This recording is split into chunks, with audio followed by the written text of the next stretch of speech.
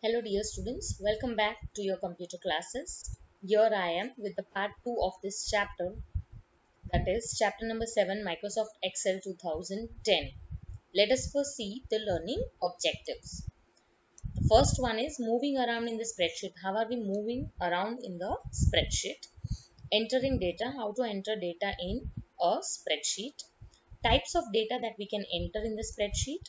Performing calculations, working with worksheet. How are we going to work with the worksheet? Saving a workbook. How we can save the workbook? So let us see the first topic, that is moving around in the spreadsheet. As you can look here in the column, there are commands and there are functions. If you look properly, there are four arrow keys which are defined first. The four arrow keys are used to move up, down, left and right in the worksheet. So let us see practically how we can move around in the spreadsheet with the help of four arrow keys. So for that, I'll be opening up the Excel window.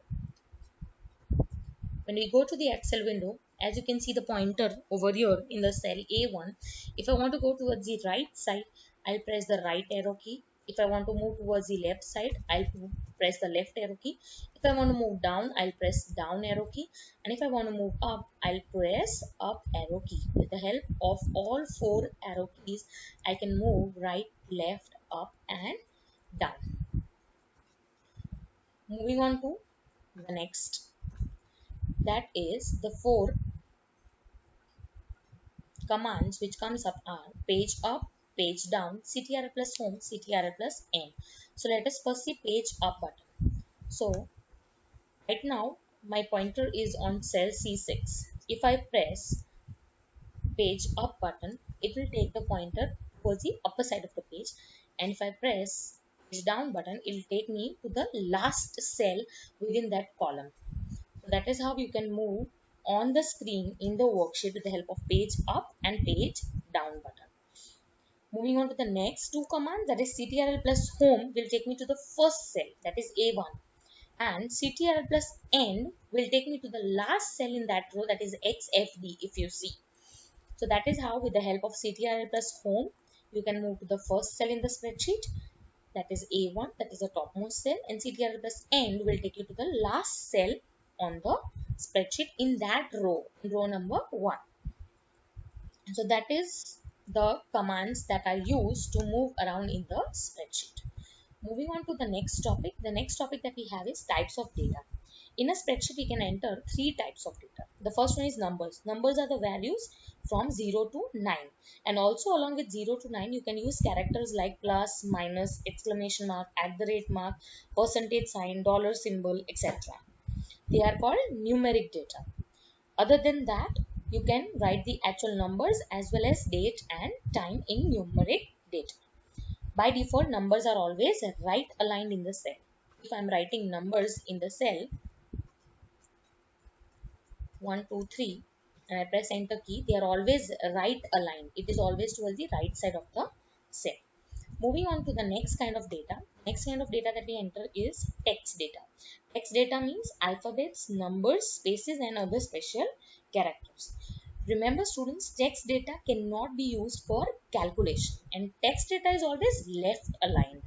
If I write a name, say suppose I am writing Excel, I've used all the alphabets and I press enter key, always it is aligned towards the left side of the cell. And moving on to the last kind of data that we have is formula. Formula are the mathematical equations which are used to perform calculations. Now, always remember, whenever we apply formulas in the cell, it always will begin with is equal to sign. If I want to add two numbers, I'll apply formula. In that case, I'll write is equal to 10 plus 20 and I'll press enter key. Then and then only I'll get the answer. If I write only simply 10 plus 20, it won't give me any answer. So if you want to perform any calculation using formula, you have to apply is equal to sign. Moving on to the next, that is performing calculation. We can perform calculations on the data, that is the numeric data. We can add, subtract, multiply and divide. Also we can use it in the form of equations on the worksheet. that is how you can apply formulas. I'll show one such example over here. Say suppose I have written few marks of the students. Say I'll give the heading as marks of the students, and I'm going to write few marks. Say 45, then I write 96, then I'll write 52, 65, 32, and here I want the total of the entire numbers, the sum of entire number, the data that I have entered. If I want it, what I'll do is, whichever cell I want the answer in, I'll click in that cell. I'll click on the auto sum button present in home tab in editing group. I'll write auto sum.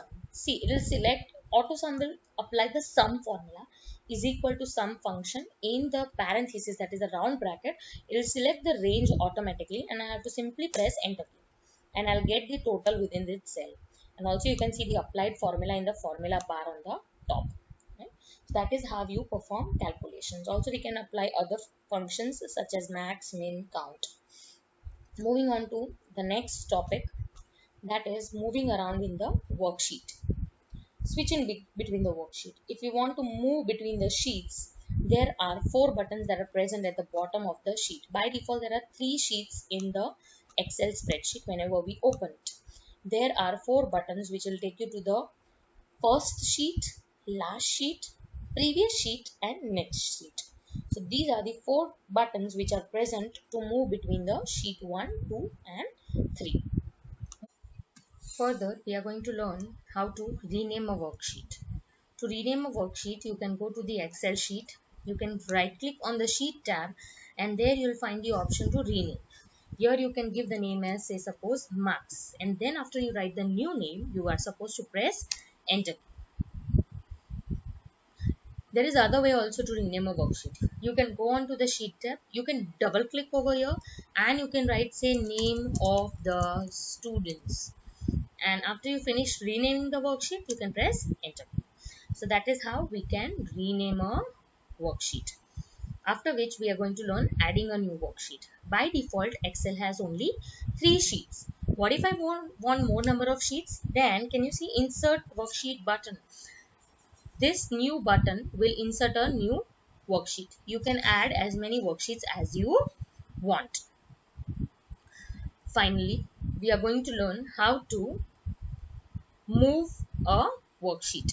If I want to move, say suppose this fifth sheet to on number 2, so I can pick it up, drag it, and take it next to wherever, whichever tab I want. So that is how you can move a worksheet.